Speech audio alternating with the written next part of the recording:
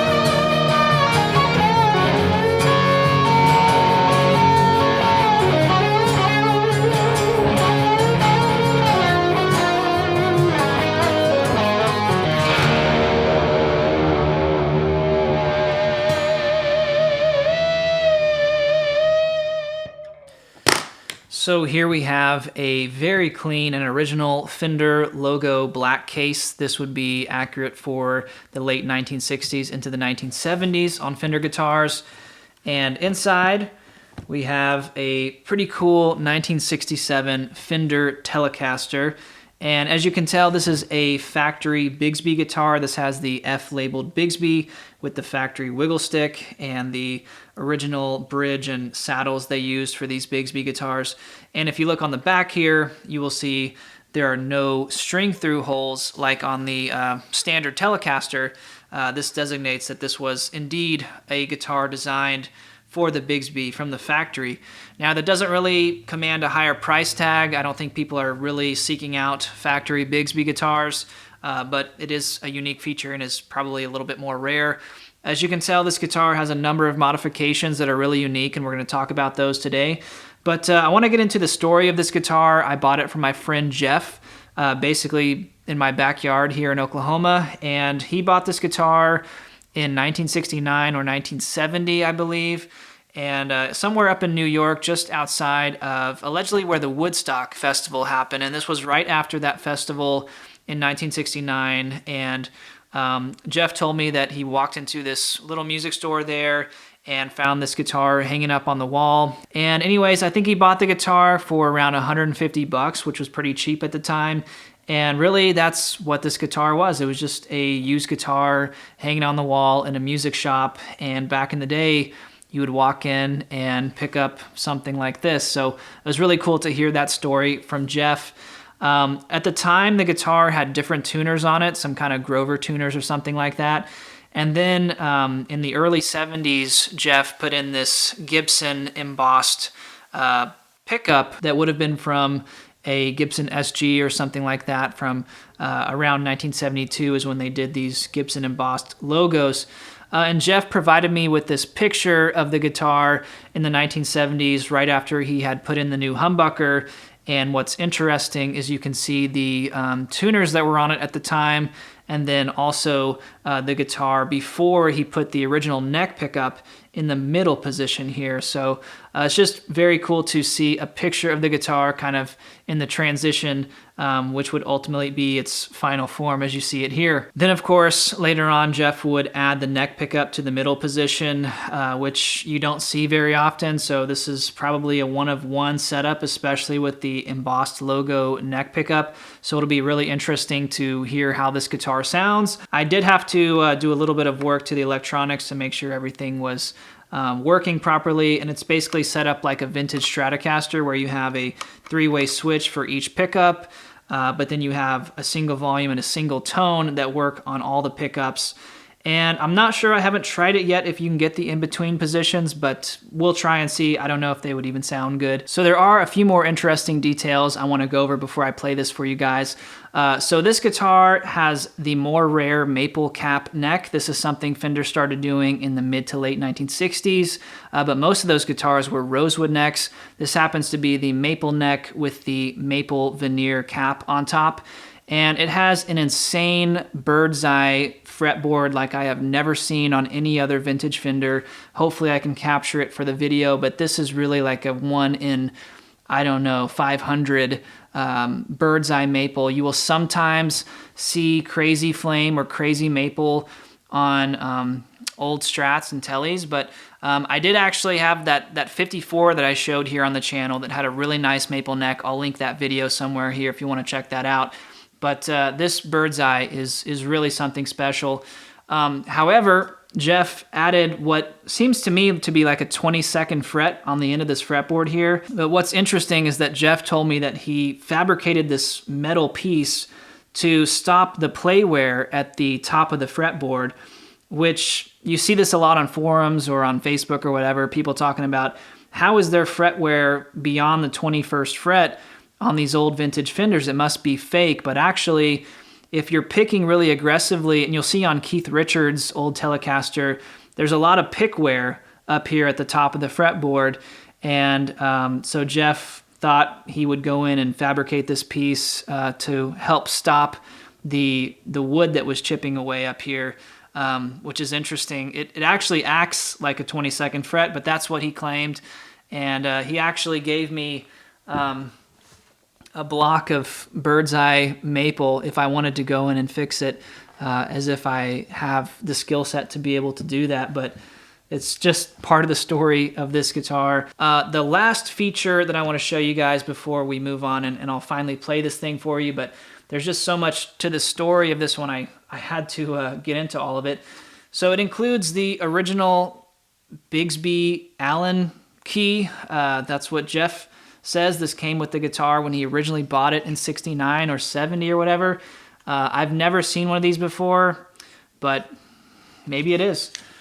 Now, also, this comes with the original hang tag and instruction manual for Telecaster and Esquire.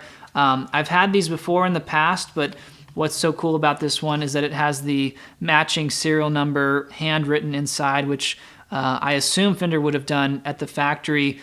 And it is 216122, which matches the serial number on the back of the guitar. This is really rare to find. You just don't often see that. And, you know, when Jeff would have bought this guitar in 1969, it was already a used instrument and the tuners were replaced. So it's not like it was really a nice original example. It had already been modified, and somehow the original hang tag was with the guitar, and he kept it for nearly 50 years. So it's just a little detail, but I thought it was really cool and special, so I wanted to share that with you guys. That's the story, and I wanted to share it because Jeff was a really kind guy. I'm glad to be able to call him a friend, and unfortunately, you know, he just reached a point in his life where it was time to let it go. So here it is. I'm going to play it for you guys and go through the different pickup positions. It's got the original frets, so I can't promise how well I'll be able to play it or if I'll be able to keep it in tune with this Bigsby, but we'll see. I'm just going to have fun, play it through a couple vintage Fenders. Thanks for listening. Let's check it out.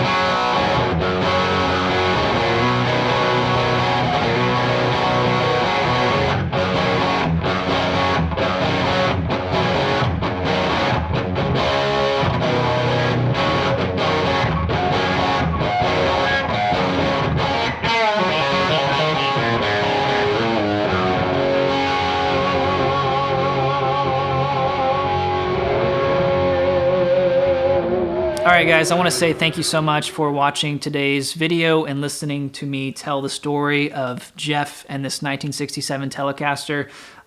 Jeff's a good friend, and it meant a lot to me to tell the story of this guitar. That's what I try to do here on YouTube, find really cool vintage Gibsons and Fenders and who knows what else, and try to tell their story and play them. I love finding guitars that are modified like this. And it was already kind of a rare Tele to begin with. Factory Bigsby, maple cap neck, 1967, not a huge year for production for Fender.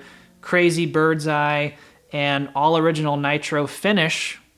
But then you factor in the Gibson embossed logo pickup and then the middle neck pickup there. And then the case candy that came with it. And the story, the photo of the guitar.